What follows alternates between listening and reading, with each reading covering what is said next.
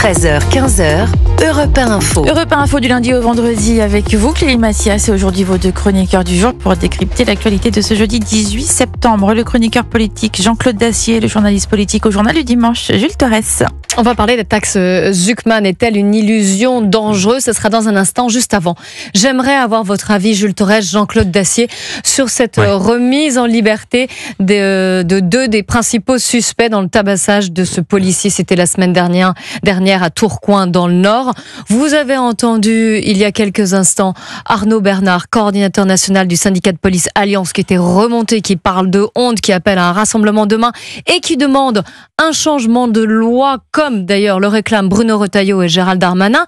Vous avez également entendu Georges Fenech, ancien juge d'instruction, qui dit « changer la loi ». Et finalement, ça ne changera pas grand-chose. Ouais. Vous situez de quel côté, Jules Torres?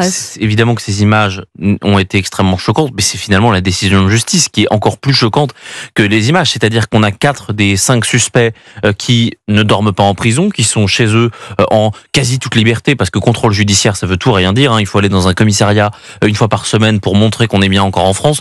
Donc c'est ridicule. Et le mineur est dans un centre éducatif fermé. Quand on sait ce qui se passe aujourd'hui dans les centres éducatifs fermés, c'est absolument pas le bagne.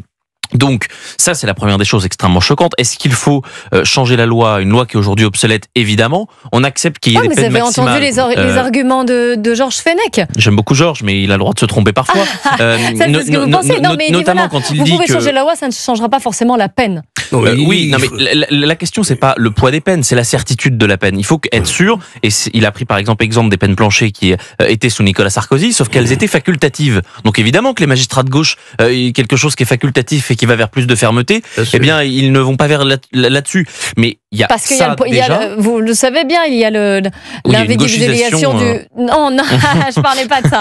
Non, pas du tout. Mais il y a une peine est aussi individuelle. C'est le fondement de la justice. Oui, bien sûr, mais on peut mettre des peines individuelles et qui soient extrêmement fortes, notamment pour des personnes qui participent au tabassage d'un policier. Je trouve ça extrêmement logique. Ça relève, à mon avis, du bon sens. Et l'autre sujet qui, je crois, dans cette affaire est fondamental, c'est qu'à un moment donné, il va falloir demander des comptes un jour à ces magistrats, à ces juges de liberté et de détention.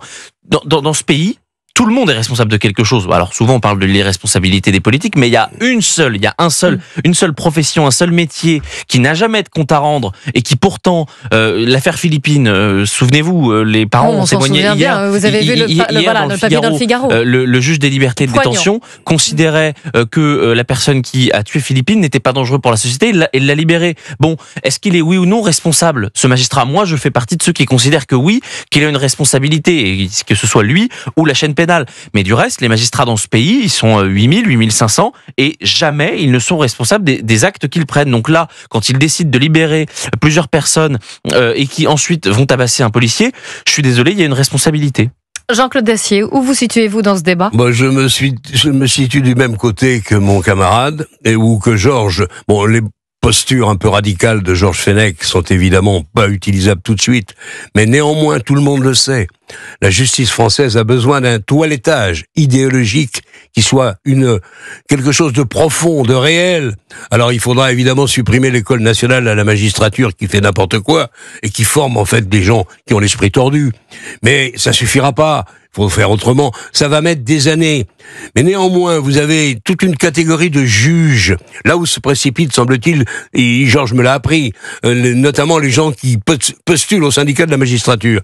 Juges d'application des peines, qui sont pas forcément dans les prétoires, mais qui font la loi. Ou plus exactement, qui modifient la condamnation telle qu'elle a été prononcée à l'audience pour en faire ce qu'ils en veulent, font de la gestion carcérale pour les moins graves, ils font de la politique pour ceux qui sont le plus engagés, et vous avez l'inverse de ce qu'un juge éventuellement au tribunal peut décider. Donc on a besoin de réformes plus que profondes et on mettra des années à les faire. Oui. Néanmoins, en attendant, est-ce qu'on peut se contenter d'une situation où les gamins adolescents tapent sur les policiers sans la moindre retenue? Enfin, écoutez, Et puis quand ils font pas ça, ils prennent des gens en otage, chez eux, à domicile, ils s'installent n'importe où. Est-ce qu'on a besoin d'un certain nombre de dispositions qui vont modifier la façon de travailler de la justice, qui est un pur scandale? C'est évidemment pas tout le monde. Combien tu disais de magistrats? C'est tout 8000. Il y en a Entre peut-être 8000 et 8500, 30% qui sont au syndicat de la magistrature, qui sont des gars, qui sont des marxistes, qui sont des gauchos. Ils ont le droit, certes, mais ils sont juges. Et ils traduisent évidemment dans leurs décisions ce qu'ils pensent vraiment, en tenant compte derrière le mythe de l'individualisation de la peine. Quand vous tapez sur un policier, que vous soyez individu ou pas individu, ça n'a aucune importance. Que vous ayez été bien éduqué ou mal, vous tapez sur un flic. Dans certains nombres de pays scandinaves, ils mettent des sanctions courtes. 15 jours, 3 semaines, 1 mois. Ça a, semble-t-il, de très bons résultats. Chez nous, mais c'est même pas la peine d'y penser. Nous, on a une philosophie qui est, la prison, faut jamais y aller, il faut vraiment, c'est criminogène, c'est, évidemment, quand ils font pas ça, ils font de la gestion carcérale. C'est un désastre, la justice française. Il va peut-être falloir se décider à la changer, mais il faudra un homme politique qui en est.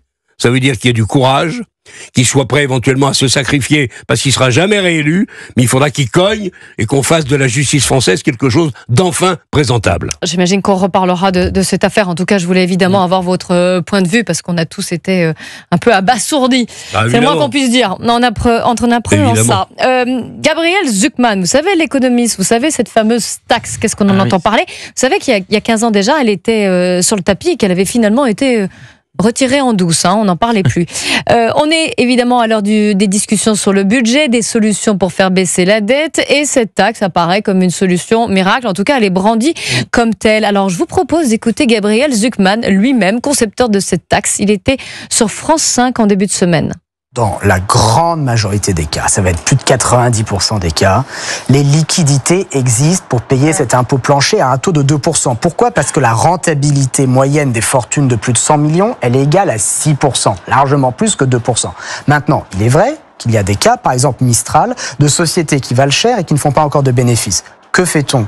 La réponse la plus simple, c'est de permettre de payer en actions, c'est-à-dire en nature. Les 3 fondateurs de Mistral, aujourd'hui, ils ont 10% de Mistral chacun, 30% à eux 3. Imaginons que pendant 10 ans, Mistral ne fasse pas de bénéfices. Ça voudrait dire qu'à l'issue de ces 10 ans, très progressivement, ils auraient transmis 6% du capital à l'État, dont la puissance publique monterait au capital de 0% à 6%. Et ces actions, on pourrait les mettre dans un fonds souverain, comme ça tous les Français bénéficieraient du succès de Mistral, ou bien l'État pourrait choisir de les revendre aux salariés de l'entreprise, ou s'il n'y a pas assez de preneurs, à d'autres investisseurs. Ils vont avoir envie de diluer leur capital avant même d'avoir gagné de l'argent. Non, mais personne n'a envie de payer des impôts. Alors, évidemment, il faut aussi s'y connaître un petit peu en économie, mais quand même, on comprend bien l'esprit là-dedans. Et vous voyez, là, on n'a pas les... J'aimerais interroger d'ailleurs les gens de Mistral à cette proposition. Est-ce qu'ils seraient susceptibles de donner des actions à l'État ? Peut-être que oui. En tout cas, Arthur Mensch de Mistral a été invité sur le service public il y a 2 jours sur France 2. Il a dit qu'il était pour plus de justice fiscale, tout en disant qu'il était contre la loi, la taxe Zucman. Bon, alors France 2 fait 4 tweets pour qu'on comprenne finalement la position, parce qu'initialement il disait qu'il était plutôt favorable. Quelqu'un de raisonnable et qui connaît la situation économique du pays ne peut pas être favorable à cette taxe Zucman. Je vous donne plusieurs exemples. L'exemple de Mistral AI est le meilleur, c'est-à-dire c'est pour ça qu'il est pris à chaque fois en exemple. C'est pour ça qu'il est pris, c'est qu'on a une entreprise qui est cotée à 14 milliards, mais qui ne génère pas pour l'instant assez de profit pour que Arthur Mensch ait beaucoup d'argent sur son compte en banque ou même en actions.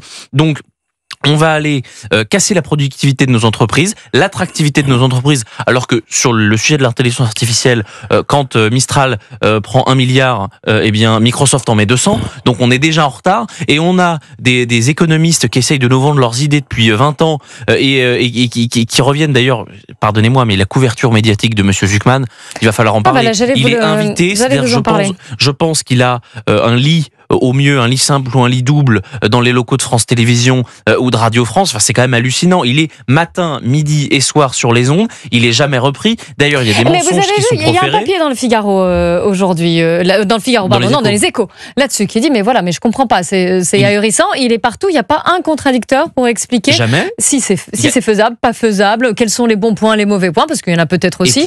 Il y a rien. Et pire que ça, il y a même des mensonges qui sont proférés. Il y a un sondage IFOP qui a été donné dans lequel on demande aux Français s'ils sont favorables à ce qu'on prenne 2% dans les 1800 foyers les plus riches. Objectivement, c'est la taxe Zuckman, mais c'est pas présenté comme tel. Et donc, ça, c'est 86% des Français qui y sont favorables. Et donc, tous les journalistes, depuis 4 jours, vous disent, 86% des Français sont pour la taxe Zuckman, mais attendez, mais vous êtes complètement fou, là, monsieur DLR, monsieur macroniste, vous voulez pas. Enfin, c'est quand même hallucinant. Donc, on assiste quand même à des mensonges qui sont complètement ahurissants. Et puis, le dernier point, on vous dit, par exemple, que ça ne va pas provoquer un départ de nos grands entrepreneurs. Je vous rappelle qu'il y a l'équivalent d'une taxe Zuckman qui a été mise en Norvège il y a plus de 10 ans, qui n'était pas à 2%, mais à 1%. Les 100 plus grands foyers fiscaux de Norvège se sont exilés. Donc, si c'est ce que veulent monsieur Zuckman et ses amis de la France Insoumise, bon, c'est une chose. Du reste, ça va complètement saper l'attractivité de nos entreprises et ça va donner beaucoup moins d'impôts. D'ailleurs, en Italie, ils arrivent, paraît-il, les gens qui ont des moyens, ils arrivent par dizaines et par dizaines. Bon, et en Norvège, tu as raison, c'est extraordinaire. Il y a les 50 ou 100 plus grosses revenus du pays sont partis. Mais au-delà de la taxe Zuckman, est-ce qu'on peut comprendre une certaine colère des Français qui voudraient des impôts peut-être plus progressifs, un peu de justice fiscale aussi, ce que disait... On peut y réfléchir, mais la taxe Zuckman, telle qu'elle est prévue aujourd'hui, est une sottise. C'est un saboteur, monsieur Zuckman. C'est un saboteur. Cette taxe, c'est une arnaque. Je sais pas, c'est une arnaque. Je sais pas d'où il vient, monsieur Zuckman. Je sais pas combien il paie d'impôts. Je sais pas comment il arrange ses affaires. Il en paye une partie aux États-Unis. Après, il a travaillé longtemps aux États-Unis. Mais c'est une honte. Je vais vous dire une chose. Il faut souhaiter, c'est là ce que M. Zuckman n'a pas compris, c'est qu'il faut souhaiter, à l'inverse de ce que dit M. Zuckman, il faut souhaiter qu'il y ait de plus en plus d'entreprises dans ce pays et de plus en plus de gens qui sont riches parce qu'ils créent de la richesse, ils créent de l'emploi, ils créent de la richesse pour tout le monde. Allez, le débat continue sur Europe 1 avec notre duo, avec un Jean-Claude Dacier en très grande forme aujourd'hui. Non, moi je voudrais pas apparaître comme étant contre tout, mais franchement là vous nous proposez s'il vous plaît, deux choses difficiles. On va parler de CNews. Soi-disant une chaîne d'extrême droite, c'est les propos dangereux. On va revenir sur l'éditorial de Pascal Praud, de Delphine Ernotte, la patronne de France Télévisions. On voit ça dans un instant. On reste d'abord ensemble pour les infos de 2h. Il est 13h57, Clélie Mathias vous informe sur Europe 1. 13h, 15h, Europe 1 Info.